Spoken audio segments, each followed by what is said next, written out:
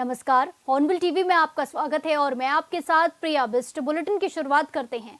मुख्यमंत्री पुष्कर सिंह धामी ने सरकारी आवास पर वरिष्ठ अधिकारियों, आपदा सचिव और जिलाधिकारी के साथ बैठक की, जिसमें उन्होंने रुद्रप्रयाग, चमोली और अन्य जिलों में भारी बारिश के मद्देनजर राहत और बचाव कार्य के लिए जरूरी दिशा निर्देश दिए। इस दौरान सीएम ने अधिकारियों को राहत और बचाव कार्यों को युद्ध स्तर पर और प्रभावी ढंग से संचालित किए जाने के निर्देश दिए। साथ ही प्रभावित परिवारों तक तत्काल सहायता राशि पहुंचाने के साथ ही संवेदनशीलता और तत्परता के साथ हर जरूरी कदम उठाने के निर्देश भी दिए। अधिकारियों को प्रभावित क्षेत्रों में सड़क, बिजली और पेयजल जैसी मूलभूत सुविधाएं जल्द, सुचारू और हर संसाधन की उपलब्धता सुनिश्चित करने के भी निर्देश दिए हैं।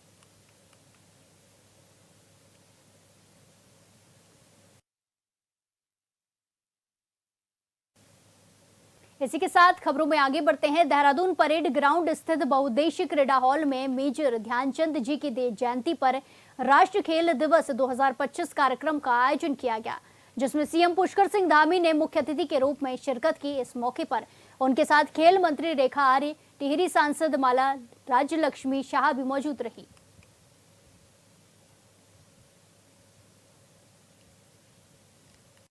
मैं सभी खिलाड़ियों को बधाई देना चाहता हूं। हमने राज्य में विश्व स्तरीय स्पोर्ट्स इंफ्रास्ट्रक्चर विकसित करने का भी प्रयास किया है। इसी का परिणाम है कि आज उत्तराखंड में राष्ट्रीय ही नहीं बल्कि अंतर्राष्ट्रीय खेल प्रतियोगिताओं के आयोजन करने में भी हम सक्षम हुए हैं। अभी हाल ही में हमने देश की एकमात्र Olympic standard Himadri ice rink का जीर्णोद्धार किया है। इस आइस रिंक पे खिलाड़ियों के उच्च स्तरीय प्रशिक्षण और अंतर्राष्ट्रीय प्रतियोगिताओं के आयोजन हेतु अत्याधुनिक सुविधाएं उपलब्ध कराई गई हैं। इसी का परिणाम है कि हाल ही में इस आइस रिंक में अंतर्राष्ट्रीय स्तर की प्रतियोगिता आयोजित की गई, जो न केवल हमारे राज्य के लिए गौरव का विषय है बल्कि भारत में शीतकालीन खेलों के नए युग का सूत्रपात करने का भी एक मील का पत्थर साबित हुई है। यही नहीं, हमारी सरकार राज्य में शीघ्र ही एक स्पोर्ट्स लीगेसी प्लान भी लागू करने जा रही है, जिसके अंतर्गत प्रदेश के 8 प्रमुख शहरों में 23 खेल अकादमियों की स्थापना की जाएगी। इन अकादमियों में प्रत्येक वर्ष 920 विश्व स्तरीय एथलीट, 1000 अन्य खिलाड़ी उच्च स्तरीय प्रशिक्षण प्राप्त कर सकेंगे। इतना ही नहीं, हमारी सरकार हल्द्वानी में उत्तराखंड के प्रथम खेल विश्वविद्यालय, लोहाघाट में महिला स्पोर्ट्स कॉलेज स्थापित करने के अपने संकल्प को साकार करने की दिशा में भी तेजी से काम कर रही है। भाइयों बहनों, प्रदेश में खेलों के समग्र विकास और खिलाड़ियों को प्रोत्साहित करने के लिए हमारी सरकार ने नई खेल नीति भी लागू की है और नई खेल नीति के अंतर्गत राष्ट्रीय और अंतर्राष्ट्रीय स्तर पर विजेता खिलाड़ियों को सरकारी नौकरी की सुविधा दी जा रही है। इसके साथ ही आवासीय स्पोर्ट्स कॉलेजों में अध्ययन करने वाले खिलाड़ियों को निःशुल्क प्रशिक्षण एवं शिक्षा तथा प्रतिभावान युवाओं को प्रोत्साहित करने के लिए खेल छात्रवृत्ति जैसी सुविधाएं भी प्रदान की जा रही है। इतना ही नहीं, हमारी सरकार मुख्यमंत्री खेल विकास निधि, मुख्यमंत्री खिलाड़ी प्रोत्साहन योजना, मुख्यमंत्री उदयमान खिलाड़ी योजना तथा खेल किट योजना जैसे कार्यक्रमों के माध्यम से राज्य के उभरते हुए खिलाड़ियों को प्रोत्साहित करने का भी काम कर रही है। इसके अलावा हम उत्तराखंड खेल रत्न पुरस्कार, हिमालय खेल रत्न पुरस्कार प्रदान कर खिलाड़ियों को सम्मानित एवं प्रोत्साहित कर रहे हैं। साथ ही हम राज्य की खेल प्रतिभाओं को निखारने वाले प्रशिक्षकों को भी सम्मानित करने के लिए देवभूमि उत्तराखंड द्रोणाचार्य अवार्ड भी प्रदान कर रहे हैं। इसके अतिरिक्त हमने राजकीय सेवाओं में खिलाड़ियों के लिए 4% खेल कोटे को भी पुनः लागू कर दिया है, जिससे हमारे खिलाड़ियों के परिश्रम को उचित अवसर, सम्मान और उनको प्रोत्साहन मिल सके। आज खेल दिवस के अवसर पर हमारी सरकार द्वारा अंतर्राष्ट्रीय एवं राष्ट्रीय स्तर की प्रतियोगिताओं में 38वें राष्ट्रीय खेलों में पदक जीतने वाले 200 से 50 से अधिक खिलाड़ियों और प्रशिक्षकों को लगभग 16 करोड़ रुपए की सम्मान राशि भी प्रदान की जा रही है।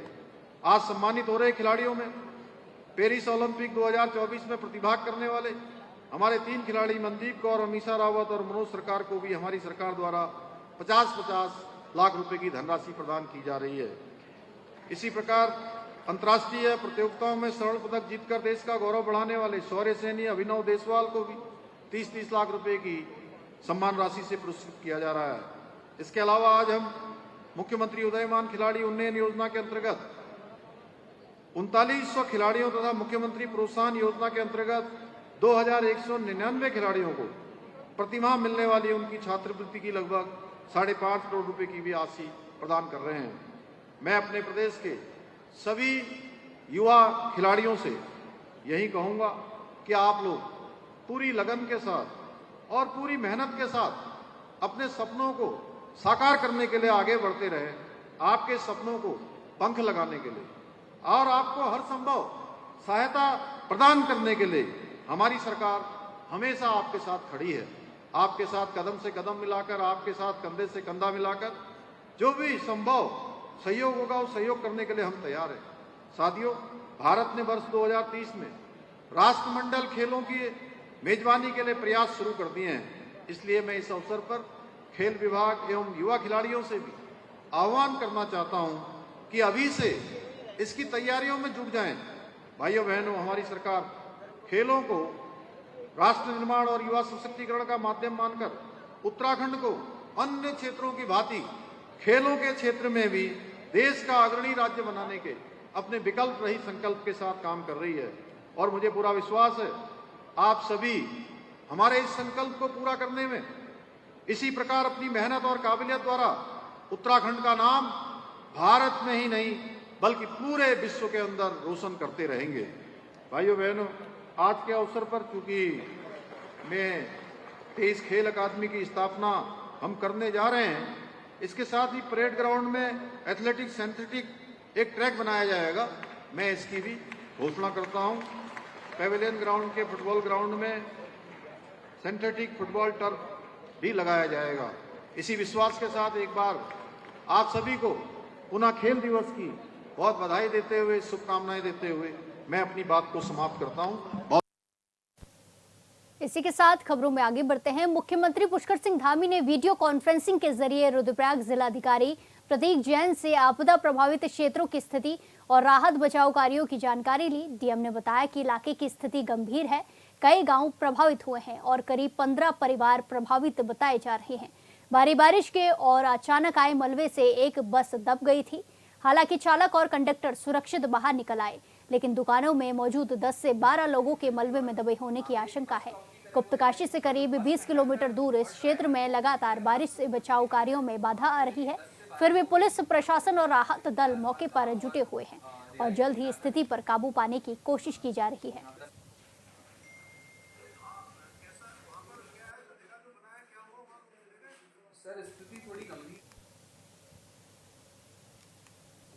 इसी के साथ खबरों में आगे बढ़ते हैं। बीजेपी प्रदेश महामंत्री आदित्य कोठारी ने कांग्रेस पर बड़ा हमला बोला है। उन्होंने कहा कि कांग्रेस के नेता राष्ट्र से लेकर प्रदेश स्तर तक केवल अपने अस्तित्व को बचाने की लड़ाई लड़ रहे हैं। उन्होंने हरियाणा की कुमारी शैलजा का उदाहरण देते हुए कहा कि जब हरियाणा चुनाव हुआ था तब भी उनका प्रकरण विवादों में रहा और वो खुद अपने अस्तित्व की लड़ाई लड़ रहे हैं। ऐसे में जो नेता अपने ही राजनीतिक भविष्य को बचाने में जुटे हों, वो प्रदेश प्रभारी बनकर दूसरे राज्य की चिंता कैसे कर सकते हैं। पहले कहा है कि जो कांग्रेस के नेता हैं, चाहे वो राष्ट्रीय स्तर के हों चाहे प्रदेश स्तर के हों, प्रत्येक नेता अपना अस्तित्व के लिए छटपटा रहा है, अपना अस्तित्व के लिए लड़ाई लड़ रहा है। कुमारी शैलजा जी जब हरियाणा का चुनाव हुआ था उस समय भी उनका प्रकरण बड़े विवाद में आया था। वो खुद अपने अस्तित्व को बचाने के लिए हरियाणा में लड़ाई लड़ रही थी। तो जो नेता खुद अपने अस्तित्व के लिए लड़ाई लड़ रहा हो उसको प्रदेश प्रभारी के रूप में दूसरे प्रदेश की चिंता क्या हो सकती है। और दूसरी बात यह भी है कि कांग्रेस के किसी प्रभारी के आने से, किसी राष्ट्रीय नेता के आने से, मैंने कहा है कि यदि खुद राहुल गांधी जी भी उत्तराखंड में आएंगे इससे कोई फर्क नहीं पड़ने वाला। इसी के साथ खबरों में आगे बढ़ते हैं। प्रदेश में गुरुवार देर रात हुई अतिवृष्टि के बाद हालात गंभीरता को देखते हुए मुख्य सचिव आनंद बर्धन देहरादून स्थित कंट्रोल रूम पहुंचे, जहां उन्होंने अलग अलग जिलों में बारिश से बने हालात की जानकारी अधिकारियों से ली और प्रभावित क्षेत्रों में राहत और बचाव कार्यों की प्रगति की समीक्षा की। साथ ही संबंधित विभागों को सतर्क रहने के निर्देश भी दिए। उन्होंने कहा कि आपदा जैसी परिस्थितियों में समय पर राहत पहुंचाना सरकार की प्राथमिकता है और प्रशासन को हर स्तर पर अलर्ट रहना होगा।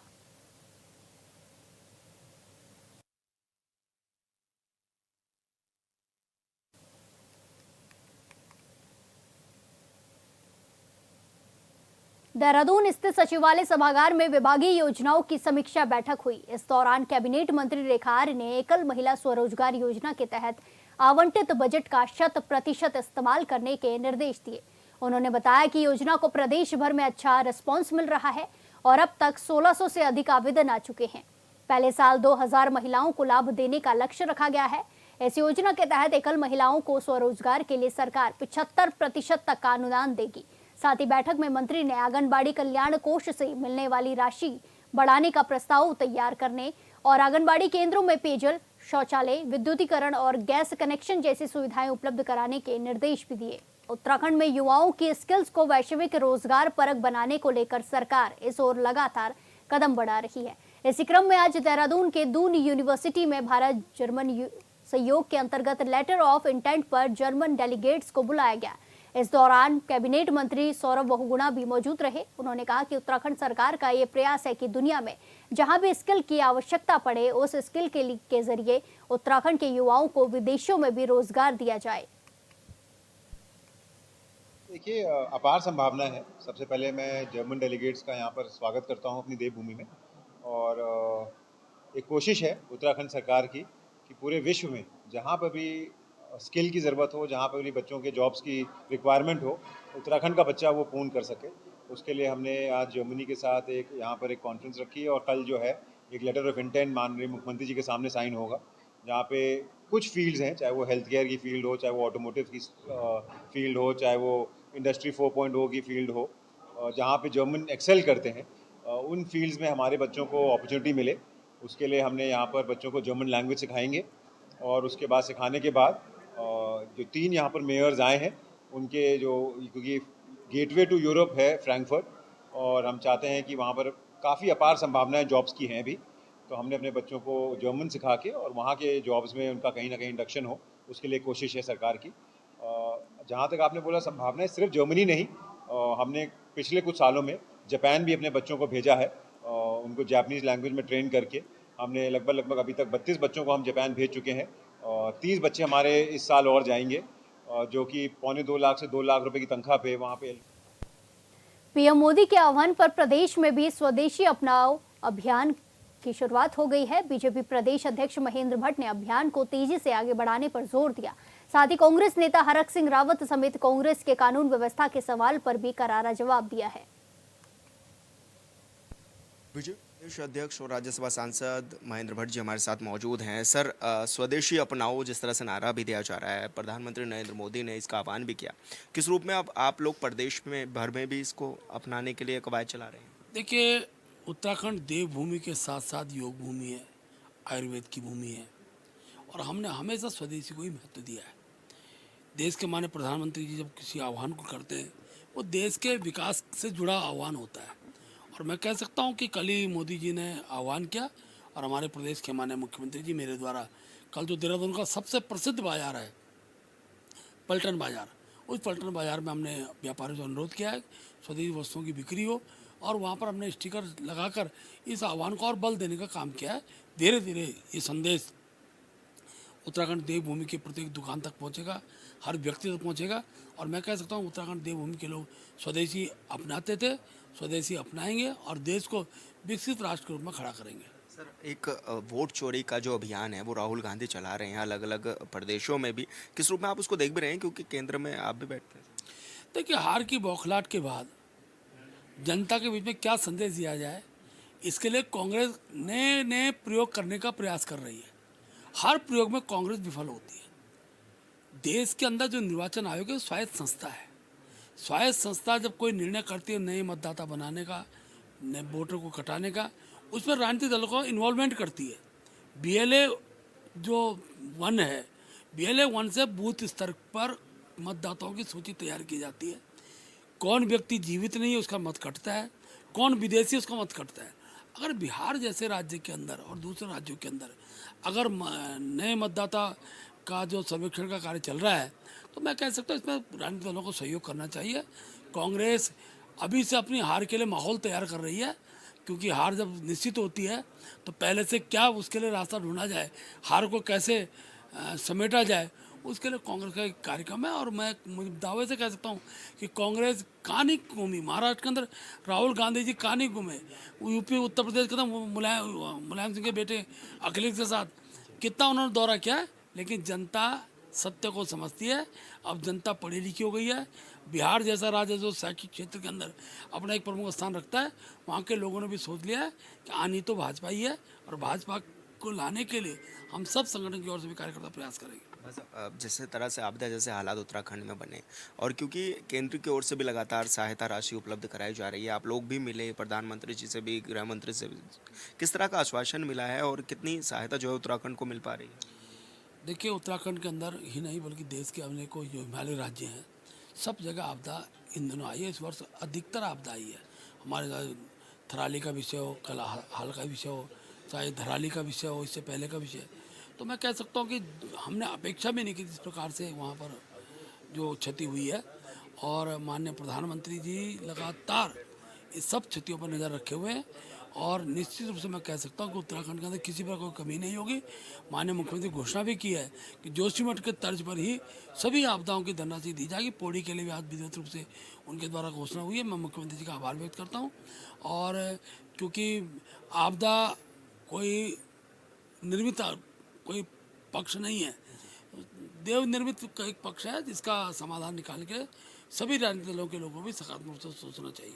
बस अब कैबिनेट के विस्तार को लेकर भी चर्चा जोरों पर है, क्या माना जाए कब तक कैबिनेट मंत्री बढ़ सकते हैं उत्तराखंड की राजनीति? देखिए, मुख्यमंत्री ने संकेत किए हैं, उनकी नेतृत्व से बात हुई होगी। निश्चित रूप से उनके संकेत के आधार पर मैं कह सकता हूँ बहुत जल्दी अब हमारे पांचों कैबिनेट जो खाली हैं उनको भरा जाएगा, और दायित्वधारियों की भी एक सूची हम और निकालने का प्रयास करेंगे। हमारे संगठन का भी गठन विधिवत रूप से इस हफ्ते के अंत तक हो जाएगा। तो हम निश्चित रूप से मैं कह सकता हूँ कि हमारा अब जो संगठन है 2027 के दृष्टिकोण से हर दृष्टि से हम अपने कार्यकर्ताओं को प्रमुख स्थानों पर लाएंगे। वैसे मेरा एक सवाल यह है कि हरक सिंह रावत इन दिनों आग उगल रहे हैं, साफ तौर पर देखा भी जा रहा है, और बीजेपी के खिलाफ खास तौर पर वो कह रहे हैं कि माला जब पहनूंगा, जब अंत्येष्टि बीजेपी कर दूंगा, और 30 करोड़ रुपए फंड में देने की बात कर रहे हैं। नहीं, देखिए, पहली बात तो मैं स्पष्ट रूप से मैंने पहले भी इस बात को कहा है कि भारतीय जनता पार्टी पारदर्शी तरीके से धन संग्रह करती है। हर राजनीतिक दल धन संग्रह करता है, और भारतीय जनता पार्टी हर वर्ष संग्रह का ऑडिट भी होता है। राज्य निर्वाचन आयोग भी ऑडिट करते हैं, जो इनकम टैक्स एजेंसियाँ वो भी ऑडिट करती हैं। इसलिए किसी प्रकार प्रश्न उठाने से पहले अपने गरिमाण में झांकना पड़ेगा। कांग्रेस ने तो समय पर जब अपना हिसाब ही नहीं दिया, वो बाद में उन पर पेनल्टी भी लगी है। तो आज हरक सिंह जी कांग्रेस के नेता है, और मैं कह सकता हूँ कि कांग्रेस के अंदर जाकर वो निश्चित रूप से फिर उन्हीं शब्दों का प्रयोग करेंगे जो शब्द कांग्रेस बुलवाना चाहती है और जिससे कांग्रेस को क्षति होती है। तो मैं जरूर कहूँगा, जहाँ तक उन्होंने कहा कि साहब मैं माला तब पहनूंगा कि जब बीजेपी की अंत्येष्टि होगी, तो मैं कह सकता हूँ उनके जीते जी हम सत्ता आयोग की कामना करते हैं। उनके जीते जी भारतीय जनता पार्टी अनेकों बार सत्ता में आएगी। अब माला उन पर कब पड़ेगी वो मैं कह नहीं सकता हूँ, लेकिन बीजेपी लगातार जीती जाएगी। बस अब 1.5 साल बाद प्रभारी आई हैं आज और बैठक कर रही हैं, किस रूप में आप देखते हैं, क्योंकि लगातार तो नदारद दिखाई देते हैं? देखिए, मैंने तो कल भी कहा था, कांग्रेस के प्रभारी जब भी आते हैं उसके बाद कांग्रेस के लोग टूटकर भाजपा में आते हैं। पहली बार लोकसभा से पहले आई थी, तो लोकसभा में आप सबको विज्ञा है कितनी बड़ी संख्या में कांग्रेस के अनेकों पूर्व विधायक, यहाँ तक कि वर्तमान विधायक तक बीजेपी में आ गए। अब फिर आ रहे हैं, इसके बाद का घटनाक्रम आपके सम्मुख होगा, बड़ी संख्या में वहाँ टूट होगी, लोग बीजेपी के साथ आएंगे। धन्यवाद सर, हमसे बातचीत करने के लिए। महेंद्र भट्ट जी हमारे साथ थे, जो कि राज्य के तमाम विषयों पर हमारे साथ बातचीत कर रहे थे। ऑनबिल टीवी के लिए देहरादून से विशाल। इसी के साथ खबरों में आगे बढ़ते हैं। बीजेपी प्रदेश महामंत्री आदित्य कोठारी ने कहा कि इंडिया की एक स्वतंत्र संस्था है, और उसके पास जब भी किसी स्रोत से शिकायत या जानकारी मिलती है तो निष्पक्ष जांच करना उसकी जिम्मेदारी होती है। कोठारी ने बताया कि इंडी ने देश भर में अब तक हजारों करोड़ रुपए नगद जब्त किए हैं, संपत्तियों की खरीद फरोख्त और बड़े बड़े घोटालों से जुड़े लेन देन का खुलासा किया है। हरक सिंह रावत के मामले में भी ईडी की जांच जारी है और अभी अंतिम निर्णय आना बाकी है।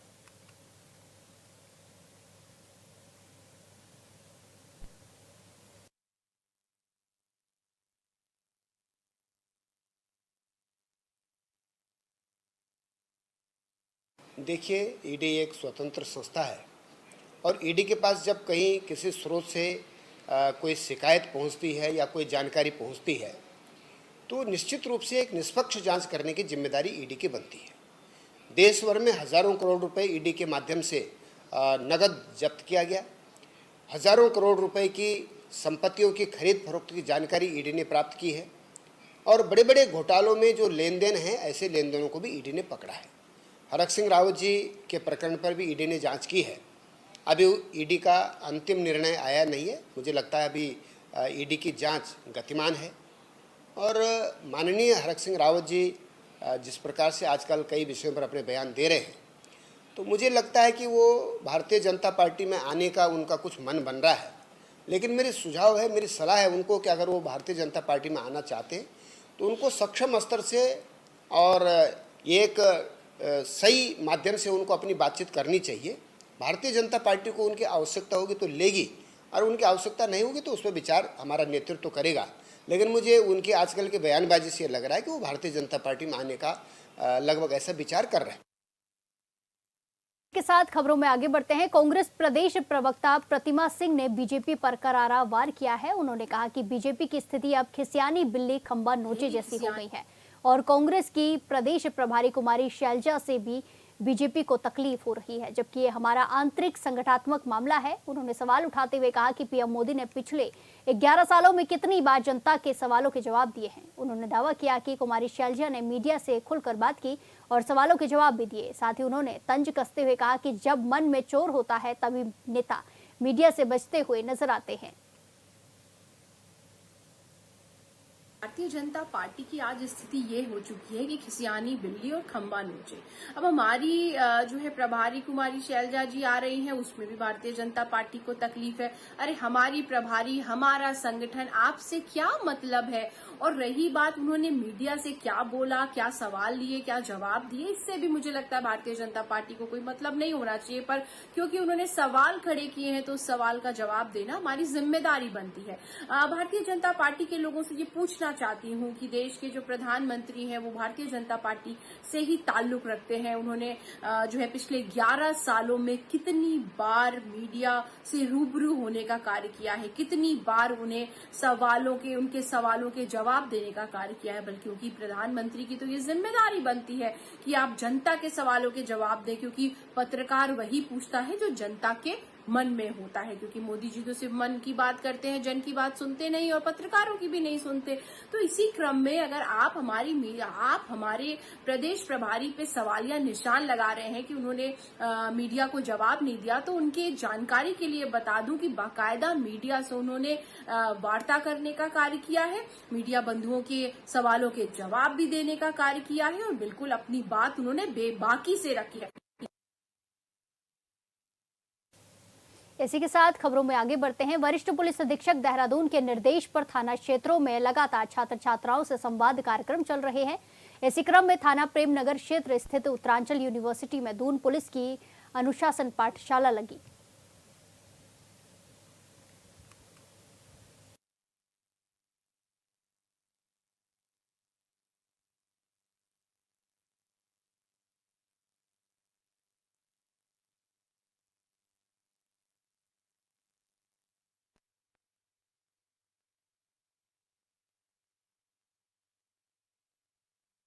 पास समेत पूरे नैनीताल में देर रात से मूसलाधार बारिश के चलते काठगोदाम, रानीबाग, भीमताल मुख्य मार्ग में पुल के पास मलबा आने से मार्ग बाधित हो गया। मूसलाधार बारिश से स्कूलों और आंगनबाड़ी केंद्रों में अवकाश घोषित न होने से स्कूल में बच्चों की संख्या बहुत कम रही। रोजमर्रा का कार्य करने वाले भी मौसम के खुलने का इंतजार कर रहे हैं।